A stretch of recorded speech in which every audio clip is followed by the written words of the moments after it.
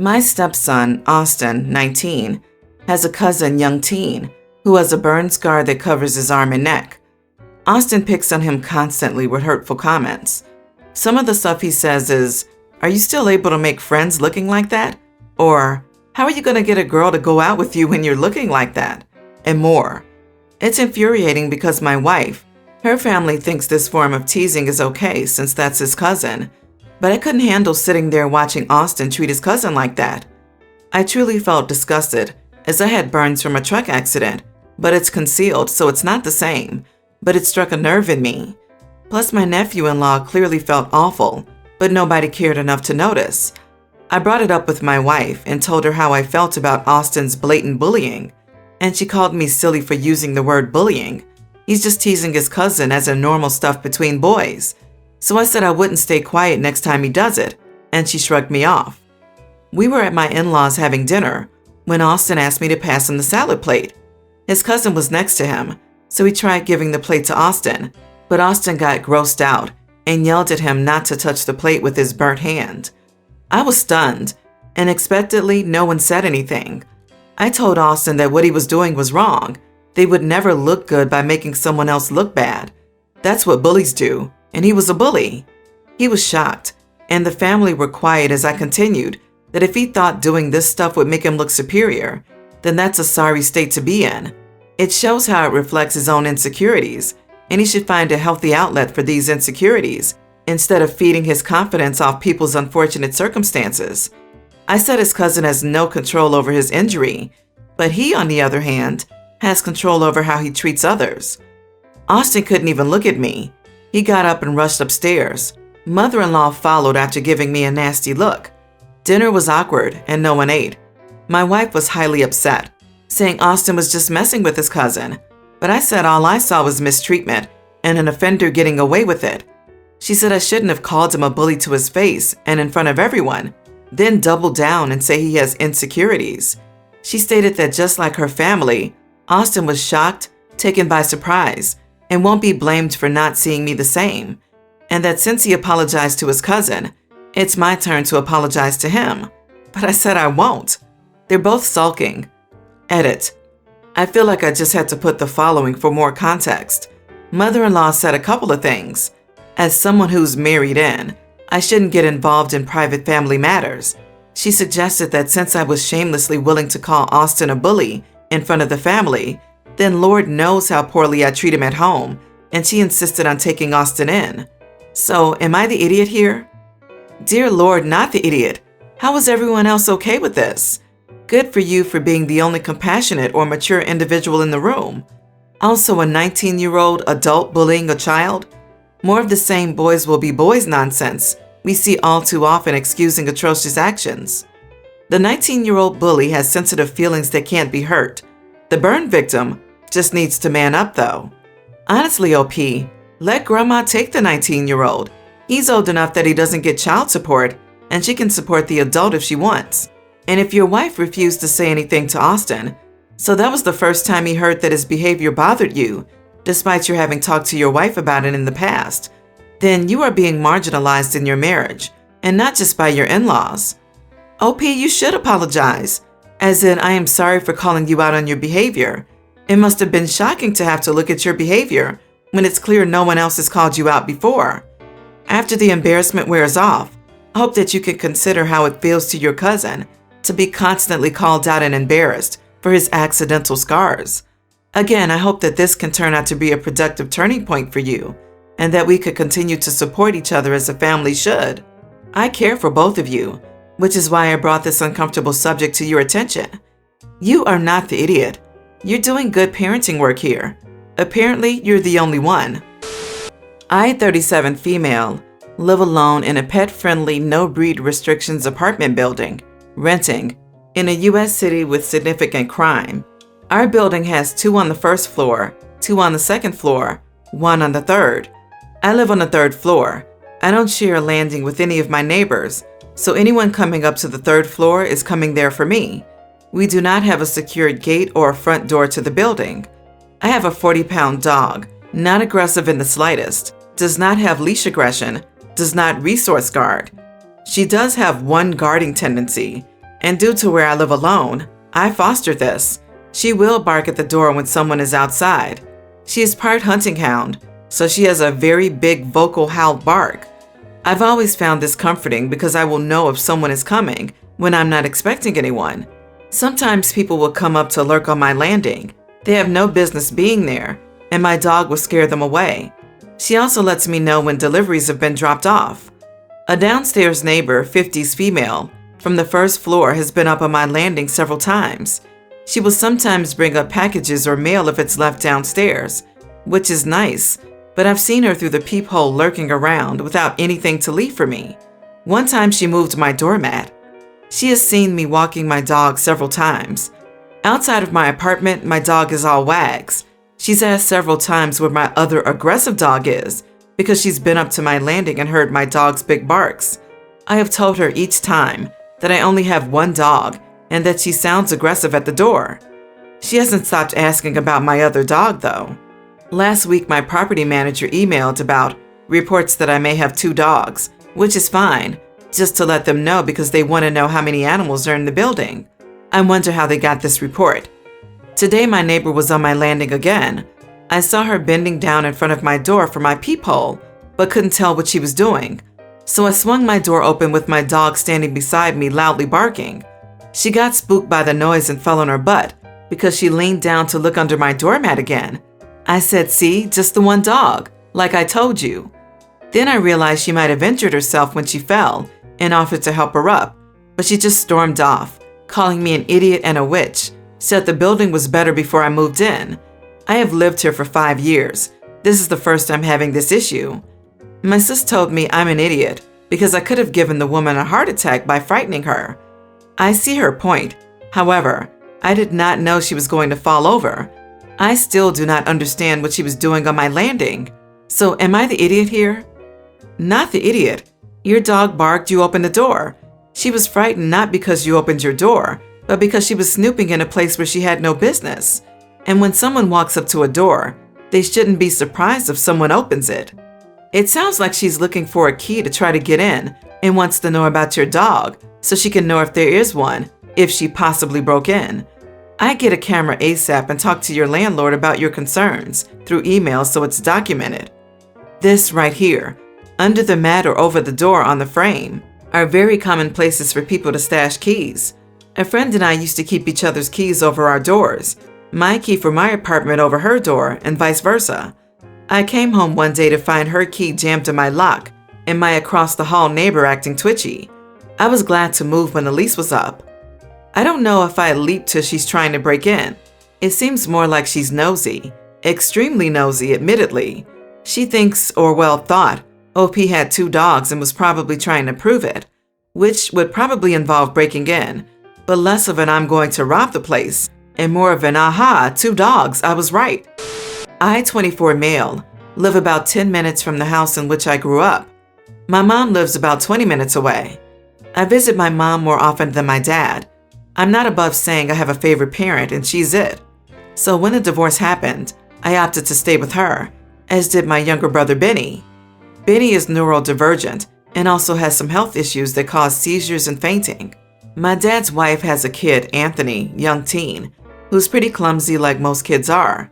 He plays tennis and has been warned numerous times about protective gear during practice. This weekend, Anthony fell in the court and dislocated his shoulder. My dad calls me, freaking out, telling me all about it and asking to meet at the hospital. The issue? My brother Benny had a seizure and was alone and asked me to come take him to the hospital because he couldn't stand and his face felt numb. He sounded out of breath like he couldn't breathe. I immediately drove to him and took him to the hospital.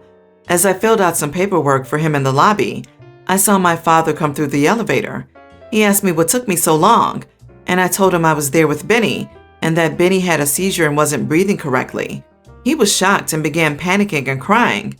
He came with me to see Benny, and he was upset the whole time. My dad's wife met us in the cafeteria and asked why I hadn't yet come to see Anthony, since I was already here. I told her that Anthony wasn't in any life-threatening danger and his arm would be sore, but he was okay, and that Benny needed my full and undivided attention at the moment. She said that Anthony was going to pick up on the fact that I cared more about Benny. I told her that wasn't the case. and despite my past issues with her, Anthony had nothing to do with them. She called me fake and said I should prioritize family equally. I told her that Benny would always be my priority, above her and Anthony. She asked what I'd do if they gotten into a car accident together, and I said I'd run to Benny first. She said I was being an idiot and singling out her son when anyone else could be in the hospital in reality. Even my father and I'd still run to Benny first. She said I wasn't welcome at my dad's until I apologized. I won't apologize to her because I wouldn't change anything I did. She's calling me stubborn and accusing me of hating Anthony. My dad has stayed pretty silent but understands my feelings. Am I the idiot? Not the idiot. He dislocated his shoulder. Why does he need a bunch of visitors at the hospital? Honestly, even if your brother weren't at the hospital, I wouldn't go. He's not in any life-threatening danger. He pops his shoulder out, pop that crap back in, and drive on. Your brother had a seizure and is suffering from serious medical issues, so it only makes sense for everyone to worry more about him. Not the idiot. I disagree with treat all family the same thing. Blood doesn't mean much. Benny was and is probably there for you too, and that means more. However, my main point, you weren't even choosing in this situation. Benny needed you. Her son had her. In all ways, it made logical sense that you be with Benny even if you cared more about Anthony, because Anthony had people. Benny had you, and a much more severe condition. She put you in a tight spot, making you choose at all. Totally inappropriate and uncalled for. That's like asking a parent who their favorite child is because one needed to be picked up from school when the other two didn't. It's ridiculous. Why didn't she run to your brother's side as soon as she heard? She set it up as a confrontation to force you into saying something that to her was unpleasant. She is a crappy person, and then doubled down when she accused you of hating Anthony. She was trying to manipulate you into begging for forgiveness. She then acts as a gatekeeper to your father, making you choose once again. What an awful person. Anna, 26, female, and I, 27, female, both had our first baby in May of this year. She had a boy and I had a girl. 2 months after giving birth, I started working out and watching what I eat to get to my pre-pregnancy body. I was blessed enough to have a supportive husband who agreed to only eat sweets and fatty food when I was not around. My sister, on the other hand, struggled to lose weight, and she started criticizing me for going to the gym. She said new moms should prioritize their babies more than themselves. Last week we had a family barbecue. When we arrived, my brothers commented on my weight loss and asked how I managed to get in shape again. I shared with them my diet and workout routine. Anna made a snide comment, saying I am not looking after my daughter well. I just ignored her comment and proceeded to say hi to my baby nephew. During mealtime, Anna said something along the lines of, "My poor niece is not getting nutritious breast milk because her mom is so selfish by only eating salad." I saw my husband's reaction, and I could tell he was holding his anger in. I squeezed his hand and told Anna that I also eat meat and other nutritious food, so she has nothing to worry about. She replied with, "Whatever. You are putting yourself first by being vain instead of taking care of your daughter." This time, I admit I got angry, so I told her to stop body shaming me, and it's not my fault that she can't stop eating. She left the table, and my comment made everything awkward throughout the barbecue. Mom said I should have never been so harsh with my sister because she's obviously insecure. I should have just ignored her. On the drive home, my husband said I did what was warranted, and he would have said something worse if my sister continued shaming me. My brother-in-law said I made Anna more insecure, and I needed to apologize for being harsh. Am I the idiot? Will I be an idiot if I don't apologize? Not the idiot. Not be so harsh. Sis keeps insinuating to people that OP is a terrible parent, and OP is the harsh one? LMFAO. Yeah, sis wasn't just body shaming, she was mom shaming. She accused OP of neglecting and underfeeding her baby. Why is the family so focused on the superficial comments when far worse was said? OP's comeback was so small in comparison to her sister's attacks. Everyone's the idiot here.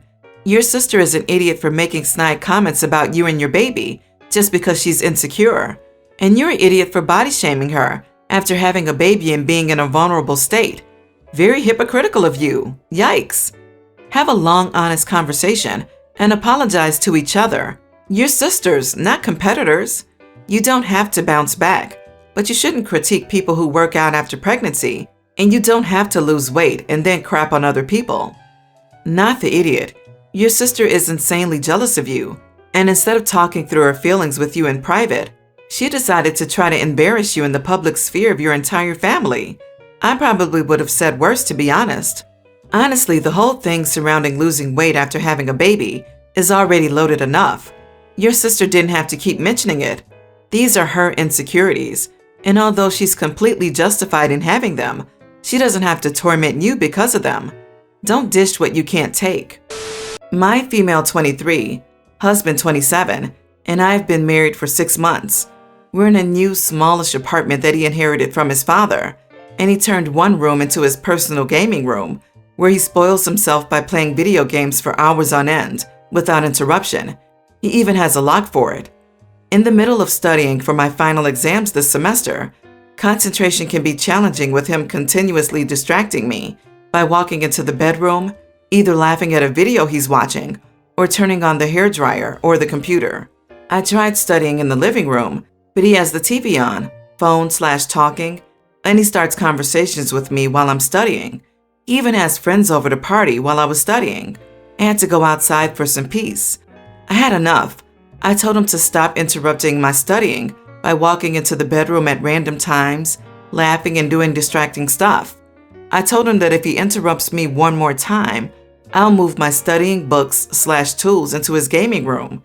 He said he'd stop, but yesterday at 5 p.m., when I was studying in the bedroom, he walked in making loud sounds and started the TV, saying the TV in the living room wasn't working.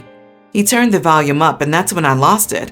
We had a huge argument about how he was disrespecting the time and effort I spent studying, gathered my books and tools, and went straight to his gaming room to study there.